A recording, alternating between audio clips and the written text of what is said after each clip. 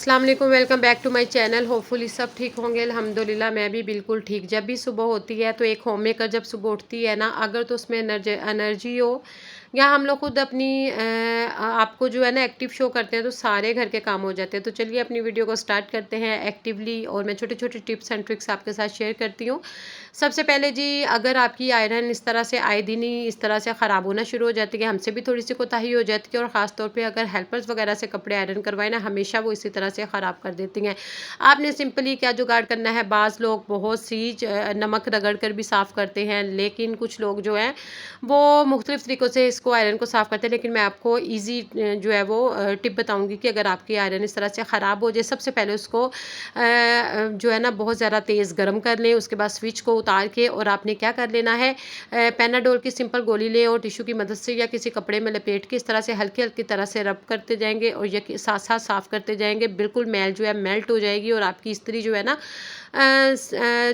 चंद seconds में जो है ना वो आयरन आपकी क्लीन हो जाएगी। बाज़ लोग जो मछली की हड्डी की आई थिंक सो कि उससे भी साफ़ करते हैं, लेकिन वो मुझे तरीका जो है वो काफ़ी मुश्किल सा लगता है। लेकिन ये इजी है भाई, ये टैबलेट आप लेकर ना करेंगे, 2 से 3 दफ़ा करेंगे तो आपकी आयरन जो है वो बिल्कुल नीट एंड क्लीन हो जाएगी। आपको टेंशन नहीं है। इसी तरह से ना अगर ये इस तरह से ख़राब होती रही, हम इसको तरफ ध्यान ना करें, तो क्या होता है कि हमारे बहुत से कपड़े जो है वो जल जाते हैं, और साथ ही जो है ना चिपकना शुरू हो जाते हैं आयरन करने के दौरान। फिर हमें काफ़ी मुश्किल का सामना करना पड़ता है। तो इस तरह से इसको सिंपली ये वे है। उसके अलावा और भी छोटी छोटी जो टिप्स एंड ट्रिक्स हैं आप आगे चलकर आप लोगों के साथ शेयर कर रही हूँ, तो वीडियो जो है वो पूरी वॉच कीजिएगा। जब भी हम लोग किचन में काम करते हैं और छोटी-छोटी कुछ जो है ना मसाले वगैरह और भी चीज़ें जो है हमारी इस तरह से जो बच जाते हैं, कुछ तो हम अपने कंटेनर्स में डाल देते हैं, लेकिन छोटी-छोटी जो चीज़ें इस तरह से पैकेट्स हमारे पास पड़े होते हैं, तो हमने क्या करना होता है कि इनको जो है ना कभी किसी केबिन में रख देते हैं और कभी किसी कैबिनेट में रख देते हैं, लेकिन बजाय इसके इधर-उधर फैलाने से एक इस तरह से कंटेनर में जमा करके रख दें, ताकि आपको पता भी चल जाएगा कौन सी चीज़ें ख़त्म है और कितनी बाकी बची हैं। अगर आपके घर में पॉलिश नहीं है और ये है कि आपने पॉलिश भी जूते करने हैं, तो आपने क्या करना है, सिंपल इसके लिए मैं आपको एक ट्रिक बताती हूँ। आपने लेना है कॉफ़ी साशे, अगर आपके पास पड़ा हुआ है कॉफ़ी पाउडर ले लें, बिल्कुल थोड़ा सा, थोड़ी सी आपने यहाँ पर पेट्रोलियम जेली यानी कि वैसलीन लेनी है। वैसलीन तो हर घर में अवेलेबल होती है। इनको अच्छे तरह से जो है ना इसको मिक्स कर लें, और ये ना बहुत अच्छे से जो है ना पॉलिश शाइनर बन जाएगा। और इसको किसी कॉटन या सूती कपड़े के साथ थोड़ा सा लगाकर अपने शूज़ को पहले अच्छी तरह से रफ कर, जो भी साफ़ कपड़े के साथ हल्का सा साफ़ कर ले ताकि मिट्टी वगैरह ना ऊपर रहे।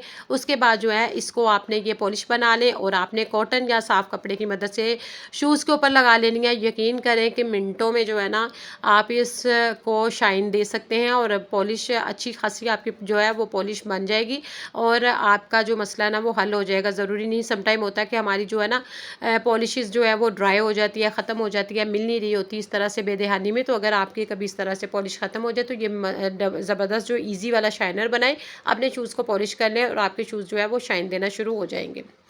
उसके बाद ये है जी, अगर आप लोगों ने दावत करनी है या आप लोगों ने खाना किसी को खाने पे इनवाइट किया है, तो आप क्या करें, शामी कबाब, स्टीम चीज़ें इस तरह की, और बल्कि आपने वेजिटेबल्स वगैरह या चाइनीज़ बनाना है, उस सब्जियों की जो कटिंग है ना वो एक दिन पहले करके रख लेंगे, मीठा एक दिन पहले बना के रख लेंगे। यकीन करें नेक्स्ट डे आपको थकन का भी एहसास नहीं होगा, और आपकी जो कुकिंग है वो झटपट से हो जाएगी। अगर आप अकेले भी हैं या हेल्पर भी लगी है तो आपको थकन का एहसास नहीं होगा।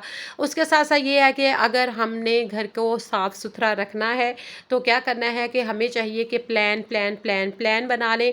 उसी प्लानर के तहत अगर हम लोग चलेंगे, अगर हमने वीक में एक दिन डिसाइड किया कि आज हमने ये वाला रूम साफ़ करना है, नेक्स्ट वीक में हमने ये वाला रूम साफ़ करना है, यकीन करें उस रूम में जिस दिन बारी आएगी आपने जाले शाले साफ़ करने हैं, फ़ैन भी उसी दिन में साफ़ कर लेना है, एक रूम को डीप क्लीन कर लेना है, उसकी दीवारें अच्छी तरह से साफ़ कर लेनी है, बेडशीट चेंज कर लेनी है, झाड़ू पोछा लगा लेना है। यकीन करें कि आपको कभी भी थकन नहीं होगी। आपका हम क्या करते हैं कि समटाइम ना सारा घर का बखेड़ा एक दिन में डाल लेते हैं, और फिर तफसीली जो है ना वो सफाई करने बैठ जाते हैं, जिसकी वजह से हमारी सेहत भी ख़राब होती है, हमें थकन का एहसास होता है, हमारे बच्चे भी निगलेक्ट हो रहे होते हैं, और हमारी कुकिंग भी जो है वो रह जाती है। तो बेहतर है, खपखपाई करने से बेहतर है कि अपने माइंड को भी जो है ना स्ट्रेस फ्री रखें, और ख़ुद भी जो एक्टिव रहें, और अपने घर को भी जो नीट एंड क्लीन रहे। अगर हम इस तरह से करेंगे ना, शेड्यूल सेट करेंगे क्लीनिंग का, तो यकीन करें आपको बहुत ईजी हो जाएगा। उसके बाद जी, डस्टबिन का बहुत अहम मसला है।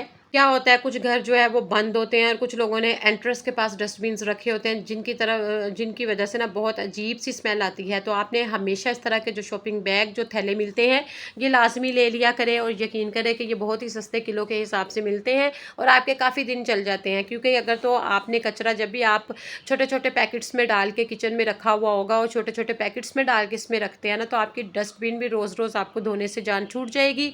उसके अलावा जो है ना, जज़ब हो जाती है स्मेल बहुत गंदी सी, अजीब सी। तो फिर बिन में से बहुत अजीब सी स्मेल आती है, जिसकी वजह से पूरे घर, पूरे रूम में स्मेल आती है। अगर इस तरह से करेंगे, कभी भी आपकी बिन में से स्मेल नहीं आएगी।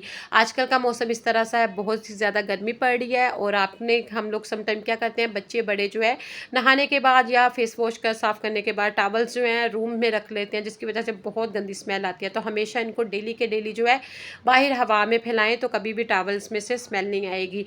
इस तरह से जो ना सिर्फ टॉवल का सफाई का ख्याल रखना ज़रूरी है, सबसे इम्पोर्टेंट ये है कि ये जो शेल्फ़ के टॉवल है ना, या रुमाल, कपड़े, इनकी क्लीनिंग का भी बहुत ज़्यादा ख्याल रखना पड़ता है, वरना आपके शेल्फ़ से आपके अजीब सी इन रुमाल में से स्मेल आएगी। आपने ये टॉवल भी क्या करना है, सिंपल डेली आपने अगर तो वॉश कर रहे हैं इसको, रात को सोने से पहले सिंक जब साफ़ करना है इनको भी वॉश करना है। कुछ करने की ज़रूरत नहीं है, सिर्फ आप डिश वॉश लिक्विड थोड़ा सा डाल लें, या फिर आपके पास सर्फ़ है तो सर्फ़ ही डाल लें। तो आपको ज़रूरत ही नहीं है कि आप कुछ और भी इसमें ऐड करेंगे, अजीब सी स्मेल आती है।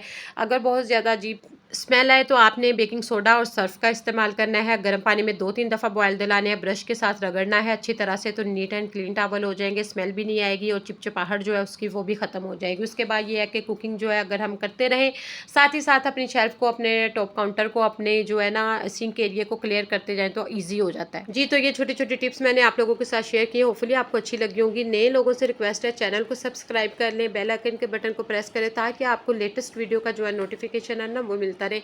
इंशाल्लाह ताला new video, new blog, cleaning blog और टिप्स एंड ट्रिक्स के साथ ज़रूर हाजिर होंगी। तब तक के लिए इजाज़त दीजिए। Take care. अल्लाह हाफिज़। Bye bye.